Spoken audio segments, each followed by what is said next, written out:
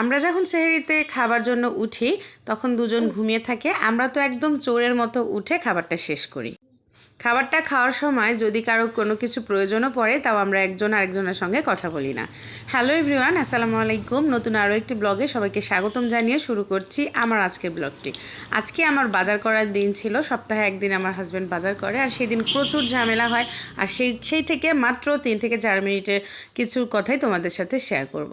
সকাল সেই শেষ করে তারপরে আমরা খুব সকাল সকালে উঠেছি, মোটামুটি 7:30 8টার মধ্যে উঠে দুজনকে খাবার বানিয়ে পরিষ্কার করে জামা কাপড় চেঞ্জ করে দিচ্ছিলাম, যেন ওরা রেডি হয়ে খাবারটা খেয়ে আবার 12টার সময় যে হালকা নাস্তা সেটাকে আবার দুপুরের খাবারটা যেন ওরা নানি বাসায় গিয়ে খেতে পারে, তার জন্য একদম প্রিপারেশান নিয়ে দিচ্ছিলাম।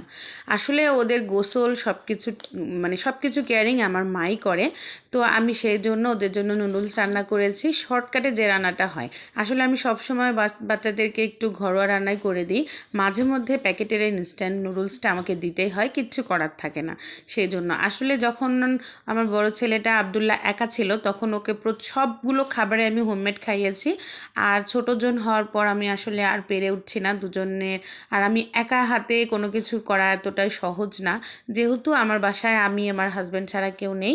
যদিও আমার আম্মু আমাকে অনেক হেল্প করে, যার জন্য আমার 2 বাচ্চা আমি বড় করতে পারছি আলহামদুলিল্লাহ। সেই জন্য তো তারপর দুজনকে, বড়টা তো খুব ভালোভাবে সোনামুখ করে খেয়ে নেয়, ওর নুডলস খুবই পছন্দ। আর ছোটো জনের যে আল্লাহ কী পছন্দ রেখেছেন বোঝা বড় দায়, ও কিছুই খেতে চায় না।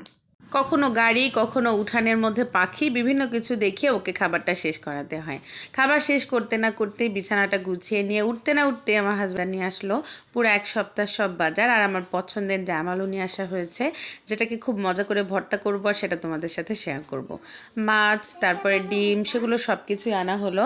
আমি এগুলো করতে করতে আবার ভাবছিলাম বাচ্চার হোমমেড সেরিলাকের জন্য প্রিপারেশান নিতে হবে। তো আমার বাসায় যেহেতু রোদের ব্যবস্থা নেই, মার বাসায় গিয়ে করতে হবে। চাল ডালগুলো ধুয়ে নিলাম, সেগুলো নিয়ে যাচ্ছিলাম। আমার হাজব্যান্ড 2টাকে কোলে নিয়ে যাচ্ছিল, আমি পিছন আসছিলাম আর ভিডিও করছিলাম, বলছিলাম যে তুমি 2টাকে নিয়ে যাও। তো এর মাঝে আবার হয়েছে আমার ওখান থেকে ফিরে আসার পরপরই আমার 2 স্টুডেন্ট চলে এসেছে পড়তে, ওদেরকে আবার পড়াইলাম। পড়ানো শেষ করে আমার বাসা টালা দিয়ে আবার অনেক কাজ ছিল, সেগুলো সেরে পুরো বাজার গুছিয়েছি, মাছ কেটেছি, রান্না করেছি, সেগুলো সব কিছু রান্নাটা সম্পূর্ণ করিনি, অর্ধ অবস্থায় রেখে আবার বাসায় চলে যেতে হয়েছে ওদেরকে আনতে। ওদেরকে নিয়ে এসে ছেড়ে দিয়ে আমি রান্নাটা কমপ্লিট করেছি। অনেক কিছু কাটা বাছা সব কিছু করে অর্ধে রান্না করে রেখেছিলাম তরকারি 2টাই, সেটাকে আবার কমপ্লিট করেছি। দেখো এখানে আমার ছোট আলু, ধনেপাতা আর টমেটো দিয়ে রুই মাছ চচ্চড়ি করেছি, আর তার সাথে বাচ্চাদের জন্য ভাত রান্না করেছি। তারপর আমি এখানে লাল শাক ভাপিয়ে রেখেছি, এটা পরে ভেজে নেব। তারপর এগুলো সব কিছু করে দেখো আমার পুচ্চিটা বসে আছে, ও তো সবসময় আমার কাছে বসে থাকে, সবসময় আমাকে কোম্পানি দিতেই থাকে।